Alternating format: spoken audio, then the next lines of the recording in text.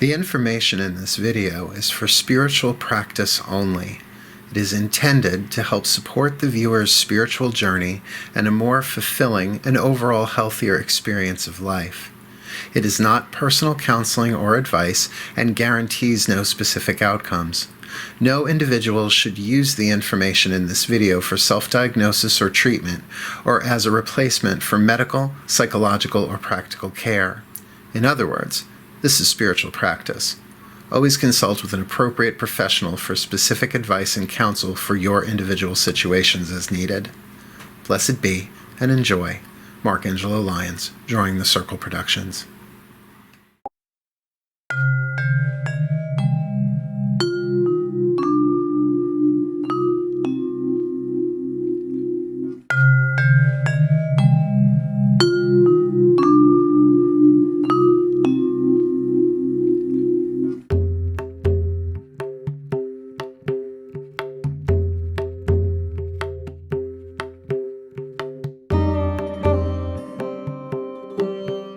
Of piety.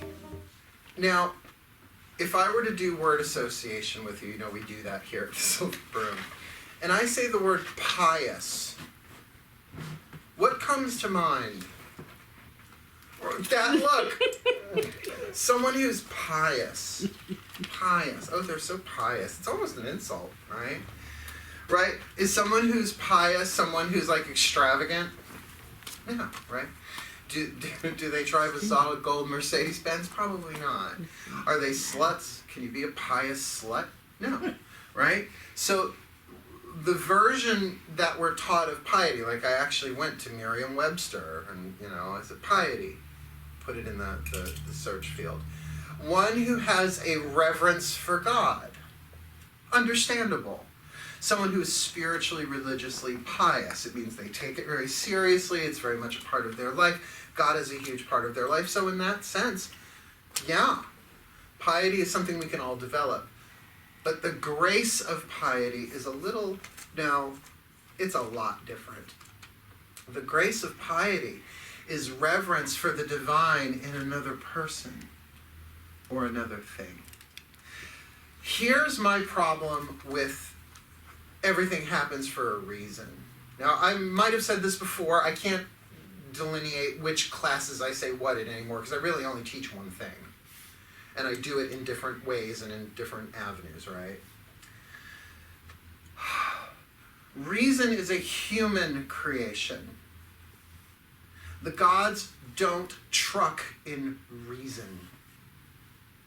The divine, the gods work with purpose. And you may never know what the ultimate purpose of a relationship is intellectually. Though you think if you know what the purpose is, you will have an upper hand. You will have leverage. I know what this relationship is about. Oh, do you? To me, I find that brings down what I affectionately call the Monty Python foot. Wrong.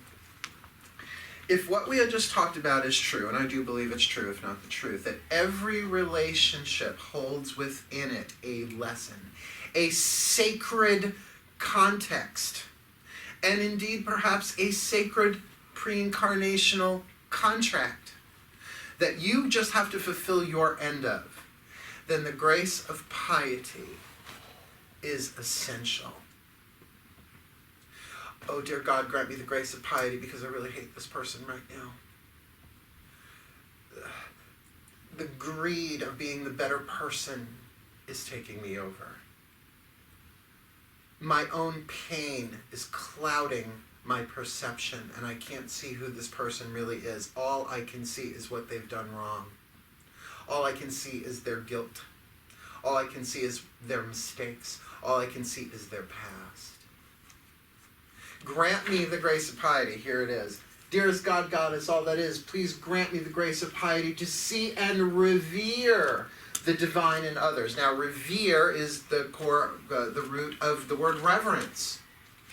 Where when you were doing for the past 2 weeks, the grace of reverence, easy with trees, easy with cats. It's easy with them. It's harder with a parent. It's harder with a lover, an ex-lover, someone you're dating. It's harder with a sibling. It's harder with a political official. To see past, not with these eyes, from down here. Somewhere in there is the innocent, holy child of God. Somewhere in there is me, because on that level we're all one. Not only is it a lifesaver, it's a time saver. Like a lightsaber cutting through all of that stuff. That if you get a second of true piety, you might have saved yourself years of pain and suffering. You know, when they asked, I think it was Leonardo da Vinci, how he created certain statues. One in particular, he said the angel was in the marble. I just chipped it away and set it free. In other words, God made the angel in the marble. My job was to chip away the excess. That's our job for ourselves. We are to chip away anything that is not true to who we are. That is the spiritual path. That you ever hear what God created, no man shall put asunder? Well, the only thing that God created in you is your core. Because there is only one begotten Son of God. And it's all of us as one, what the Course in Miracles calls the sonship. So that's what this prayer puts you in touch with. And then the second part, to see and revere the divine in others, let me do no harm to any life. Do you see the value of the grace of piety? Yeah. Which you have to kind of redirect from, oh, he's so pious. I'm sorry, I don't want to hang out with somebody who's pious. Boring. They're not going to let me eat chocolate or smoke cigarettes. Ready to pray? Let's put this into practice.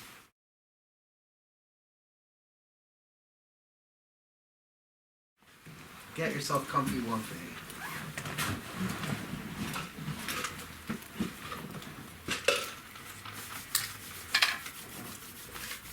Here we go. Again, focus on your breath. And remember, your spirit is a present time thing. It doesn't go into the past or the future. You may send your energy into the past or the future, but who you really are is here and now.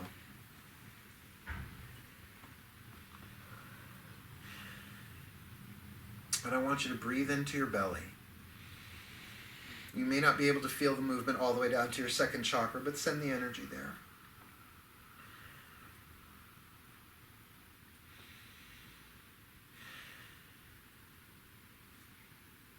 And once again, we ask for the gateway goddesses of humility, hope, and endurance.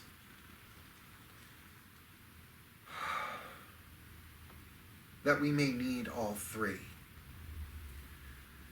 to really open ourselves to the grace of piety, because it is such an archaic word. And the terrain it heals can be so painful and so toxic. So we approach this gently. Dearest God, Goddess, all that is, please flood me with the grace of piety. Let it fill my second chakra, reaching out like tendrils, vines, veins, umbilical cords, out to the many relationships that I have with individual people and things in this life, and maybe even beyond. Please grant me this grace of piety, that I may acknowledge, experience, see, and revere the divine, the child of God within each of these people. I now call to mind one person in my past, in my life, in my present, where I know I have withheld this grace.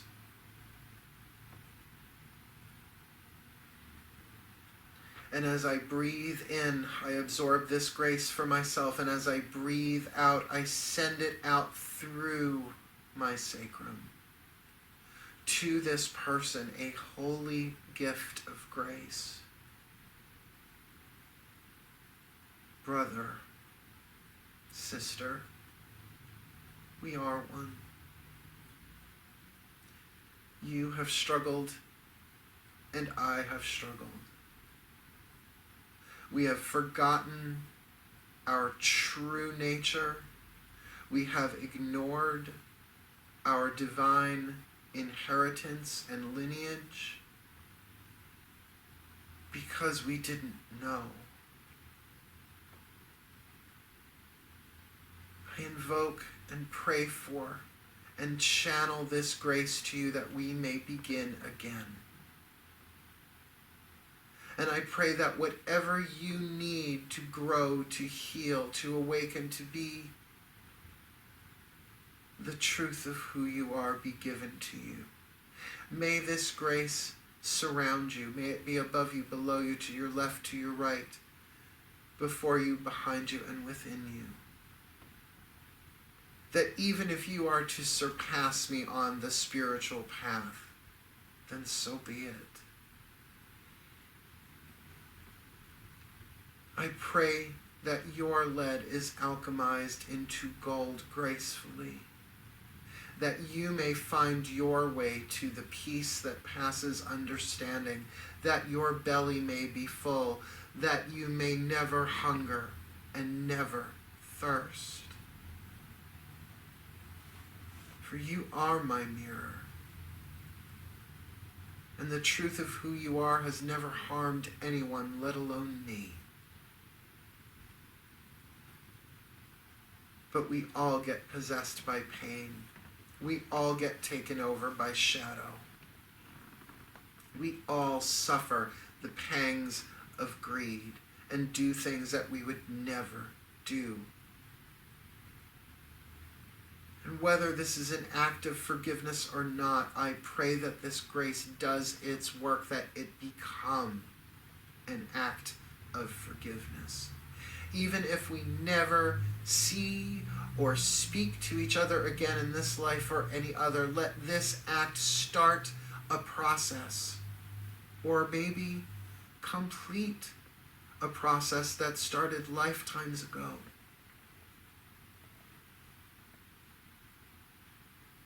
That this conflict, real or illusory, evaporates like a cloud before the sun. That the true light of who we are through the grace of piety becomes stronger. That our lights be joined, thereby strengthened, thereby shared. That who we really are underneath it all is love, is truth, is God, is Goddess. We are the divine children. Therefore, we inherit the true nature of our parentage. And who am I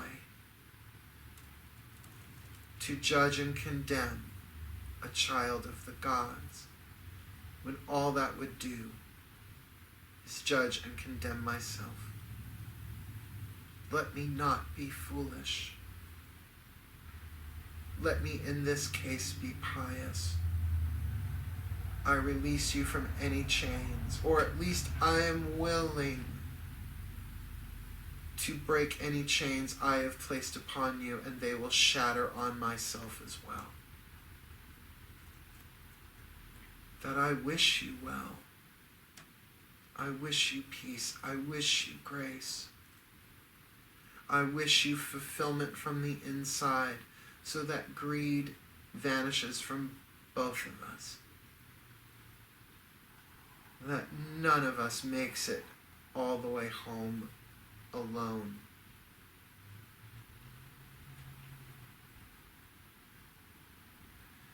Sit now and just breathe this. You could use the color yellow, that's the traditional color of the second chakra, or just intend it. The second chakra, its element is water, so you could even see yourself as bathing them.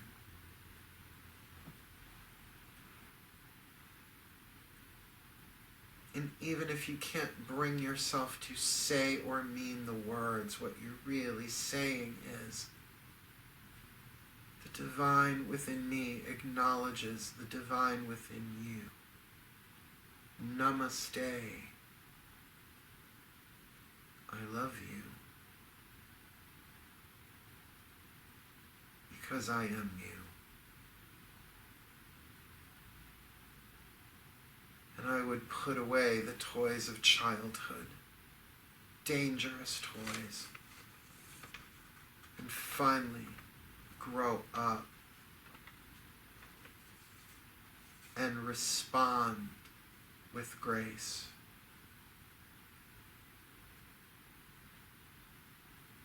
Allow me, dearest God, Goddess, to respond to this person in and with grace.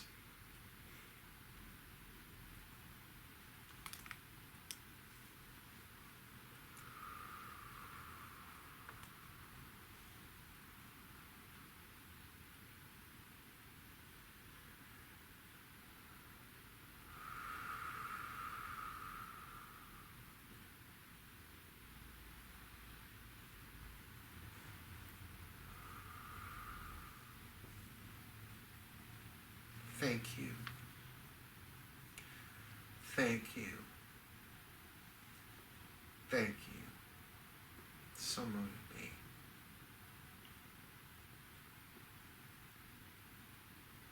Just rest here for a moment.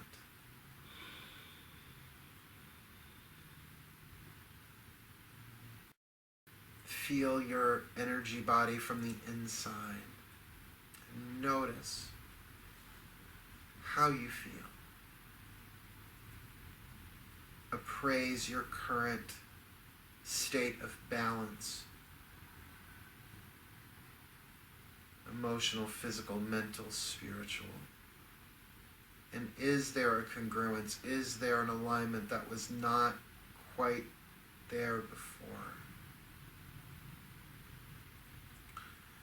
This is your end of the gift of the grace of piety. A wholeness, a purity, a reverence for the divine.